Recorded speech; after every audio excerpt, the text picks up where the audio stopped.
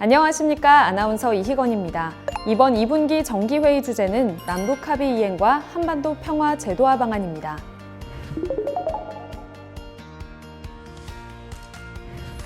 판문점 선언은 누구도 훼손할 수 없는 평화의 이정표입니다.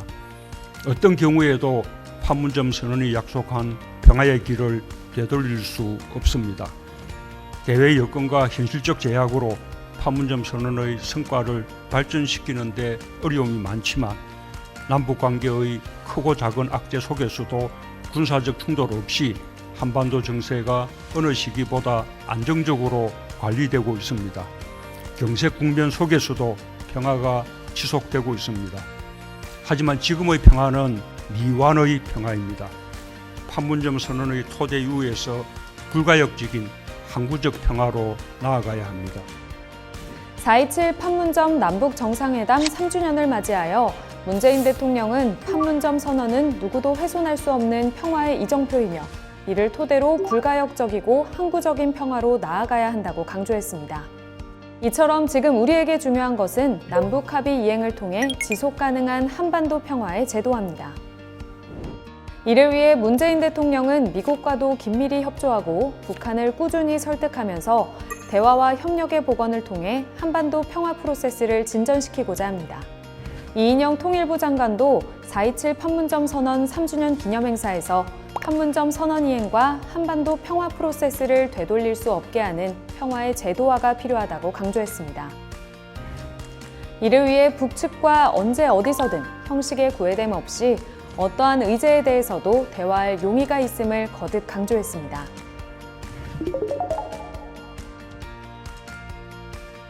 최근 취임 100일을 맞은 바이든 행정부도 대북 정책 검토 결과를 발표했습니다.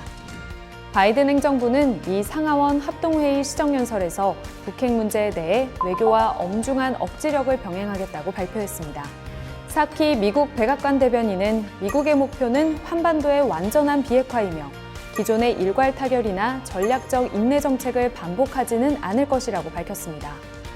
그러면서 미국의 정책은 북한과의 외교에 열려 있으며 실용적인 접근법을 취할 것이라고 설명했습니다. 5월 2일 설리번 미국 백악관 국가안보보좌관은 우리의 대북 정책은 적대감을 목표로 한 것이 아니라 해결책을 목표로 한 것이라고 밝혔습니다. 이에 대해 정의용 외교부 장관은 5월 3일 영국 런던에서 열린 한미 외교장관 회담에서 미국의 대북 정책 검토 결과를 환영한다고 밝혔습니다.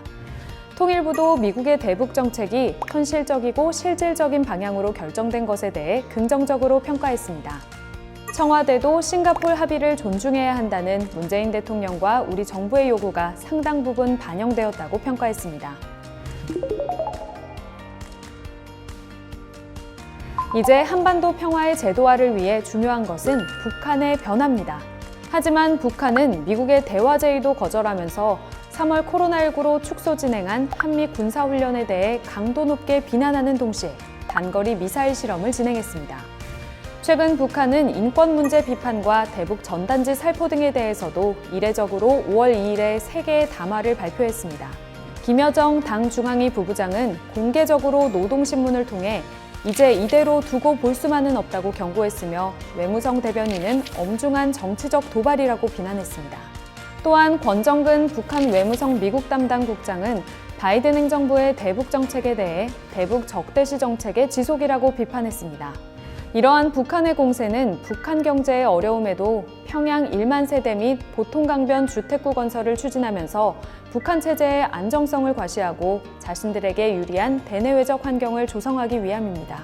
북한은 작년 삼중고에 따른 경제적 어려움과 올해 북미 협상의 난항을 고려하여 4월 6차 당세포 비서대회를 개최하는 등 기층 당원들에게 고난의 행군을 각오시키고 인민들에게 반사회주의, 비사회주의와의 투쟁을 강조하면서 사회적 통제를 강화하고 있습니다. 이렇게 내부적으로는 통제를 강화하고 외부적으로는 공세를 강화하는 북한에 의해 한반도의 긴장이 고조될 가능성이 있지만 남북미 모두 위기를 해소하기 위해 북미 협상 재개와 남북관계 개선이라는 기회를 새롭게 창출할 수도 있습니다. 문재인 대통령은 5월 21일 한미 정상회담 등 외교적 해법으로 한반도의 완전한 비핵화와 항구적 평화 정착에 진전을 꾀하고자 노력하고 있습니다. 우리가 원하는 평화의 제도화도 한반도의 완전한 비핵화와 평화협정 체결로 가능합니다. 우선적으로는 역대 북미 합의를 존중하는 토대 위에서 북한을 설득하여 부분적 비핵화와 부분적 제재 완화의 단계를 거쳐 궁극적으로 완전한 비핵화를 통해 한반도 평화 체제를 구축할 수 있습니다. 한편으로 정부는 한반도의 평화 관리를 위해서 도쿄올림픽의 안정적 개최를 위한 협력을 모색하고 있습니다. 평화 공공외교를 통해 유엔과 IOC가 함께하는 도쿄올림픽 휴전을 내년 2월 베이징 올림픽까지 지속시켜 한반도 및 동북아 평화의 귀중한 계기로 만들려고 하고 있습니다. 시민사회에서는 베이징 올림픽을 계기로 한국에서 출발해서 평양, 신의주를 거쳐 베이징까지 가는 남북 공동 응원 열차 등에 대한 논의가 진행되고 있습니다. 이러한 다각도의 노력과 더불어 외교적 해법을 통해 북한의 핵동결 및 장거리 미사일 실험 유예 국면을 지속시키고 남북, 미중 4자 회담을 추진하여 한반도 평화를 위한 제도적 환경을 조성해 나가야겠습니다.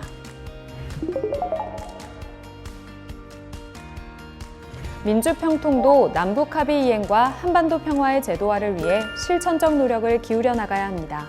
우선적으로 판문점 선언 국회 비준 등 남북 합의 이행의 제도적 환경을 조성해 나가야 합니다. 또한 남북 대화 재개를 위한 물꼬 조성에도 관심을 기울여야 합니다. 북한 주민들의 실질적인 인권 향상을 위해서도 방역물자, 의료장비 등 인도적 지원에 있어 지자체와 시민사회와의 협력을 강화해야 합니다. 무엇보다 한반도 평화의 제도화를 위해서는 평화협정을 위한 신뢰 조성의 입구로서 한반도 종전선언에 대한 공감대 형성이 중요하다고 하겠습니다. 나아가 남과 북을 상호 인정하면서 남북관계의 발전을 도모하는 남북 기본협정 체결을 위한 국민적 공감대 확보에도 노력을 경주해야 할 것입니다. 그동안 한반도 평화에 대한 다양한 논의와 정책 건의를 진행해왔지만 그 실현을 위해서는 끊임없는 관심과 노력이 지속적으로 요구되고 있습니다. 2분기 주제인 남북 합의 이행과 한반도 평화 제도화 방안에 대해 민주평통 자문위원님들의 소중한 의견을 모아주시기 바랍니다. 감사합니다.